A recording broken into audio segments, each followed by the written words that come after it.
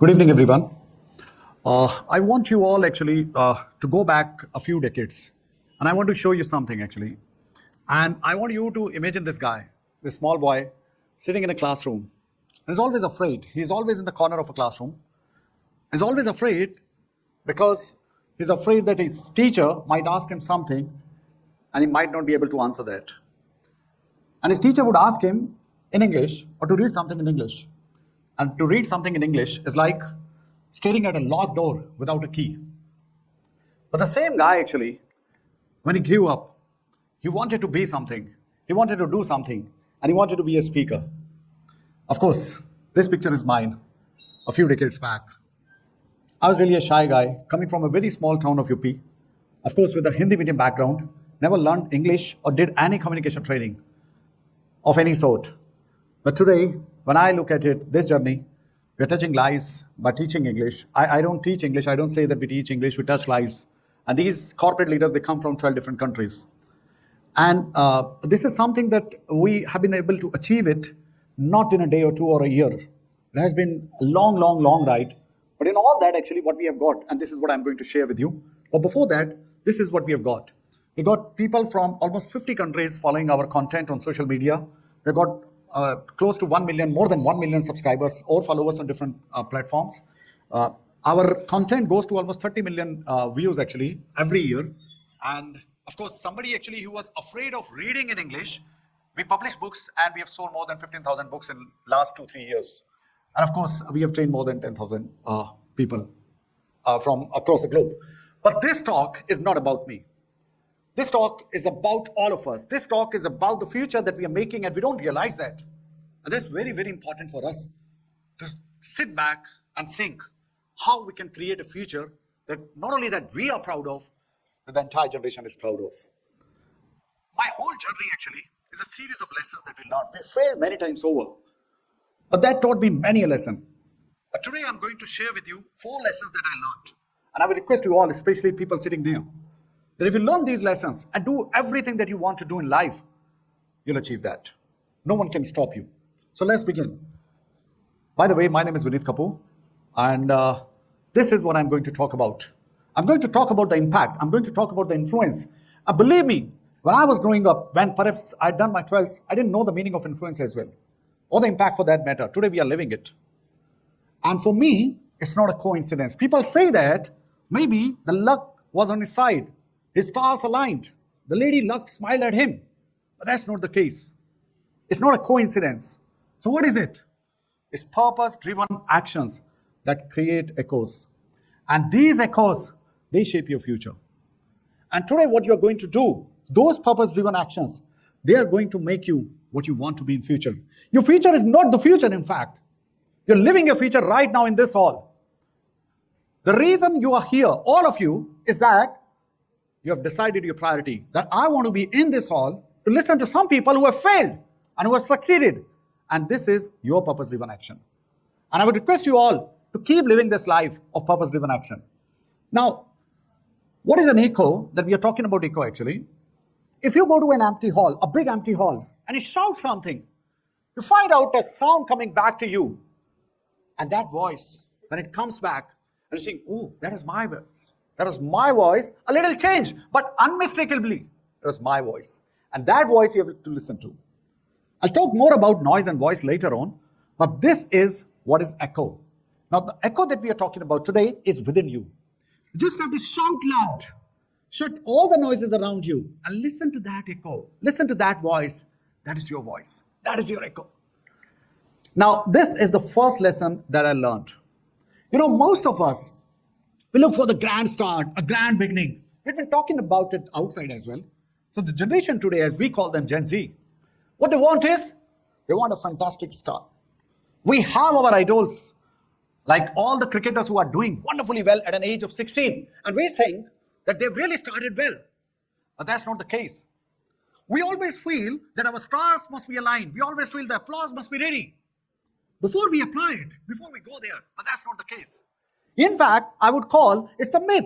It's a trap that stops you from doing anything new. Because you are waiting for that start to be a grand one. It's never going to be there. It's going to be dull. It's going to be monotonous. You're going to fail again and again. That's what success is all about. Trust me, friends. So the lesson number one is never ever look for that grand start. Never ever look at this that I would be standing here one day and speaking like this. I failed many times over before I came here. And this is what I want you to do. I don't want you to succeed. I want you to fail many times over. And this is how you would succeed, all of you. You see, I always say, look at this actually. When you go to a pond and you have a pebble in your hand, whatever pebble comes to your hand, you look at the pebble and say, okay, maybe I can get a better pebble, better stone, better rock. Or maybe I could wait for a better time. But if you throw the pebble in the pond, it'll create some ripples. And the ripple doesn't ask you, was it good enough? Maybe you could have chosen a better pebble, a better stone. What it does, the ripple moves. And it moves outward. Why? Because there was something that moved within. And you have to find that. What is something that is moving within? Something moved within me. And that's why I'm here, speaking to you. Something will move within you. But what you have to do? You don't have to wait for the ripple. You just have to throw the stone in the pond and wait for your chance to come. Right? Now, this is what you need to do. First of all, you need to ask, what are a few areas in your life that you're postponing? Maybe some actions that you want to take, but you are maybe waiting for the right time. Do it now. Do it here.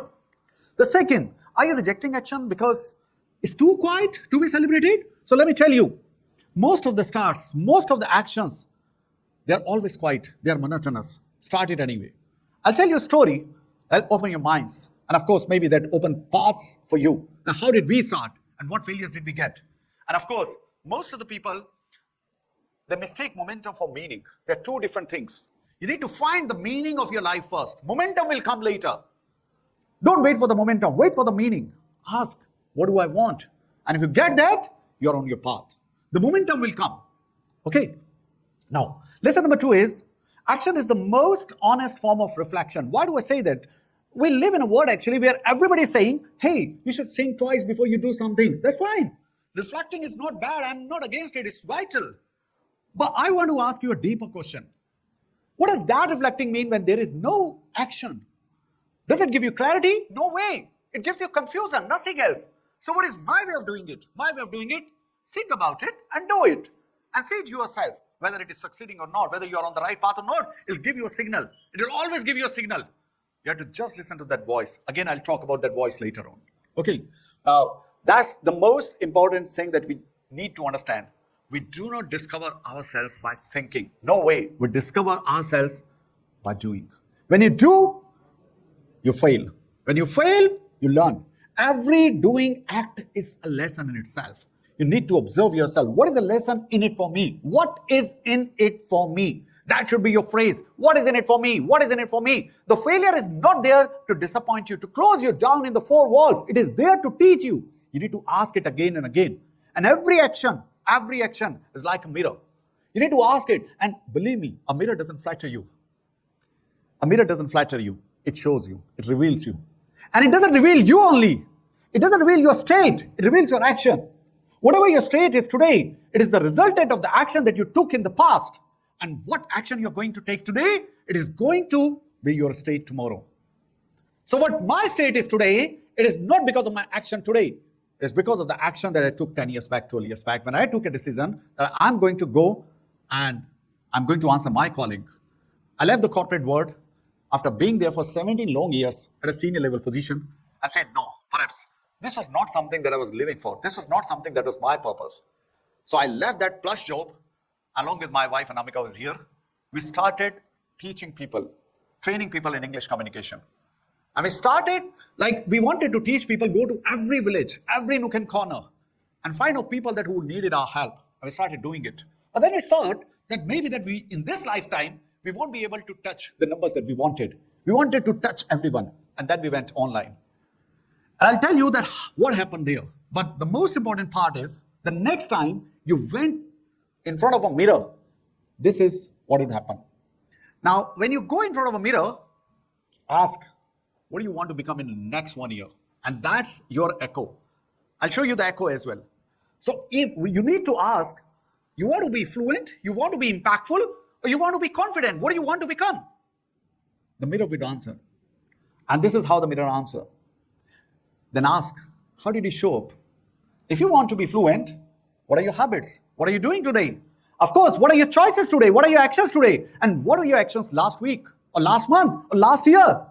Did you deserve that? A mirror doesn't flatter. It reveals. It will show you the reality.